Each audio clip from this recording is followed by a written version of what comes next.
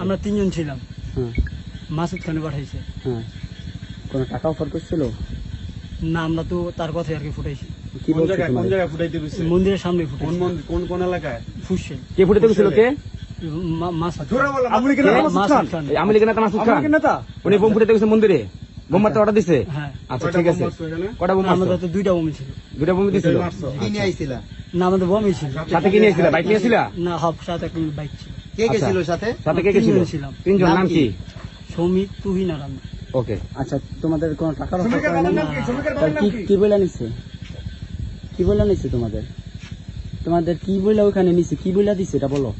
আমাদের বোম ফুটাইতে বলছে আর কি ফুটাইছি। কইছে এটা বন্ধ টাকা করো। পয়সা দিচ্ছে টাকা কোনো? পয়সা দিছে কোনো? না সে বিষয়ে তুমি কিছু জানো? না না, তা তোমার সাথে যদি রাখো তারা জানে? মারলা কেন? ওটা জানি না। তা তোমরা মারলা কেন? তোমার স্বার্থ কি? স্বার্থ কি? ওটা জানি না। হ্যাঁ আচ্ছা, তুমি তোমার বন্ধুর মাথায় মারছো?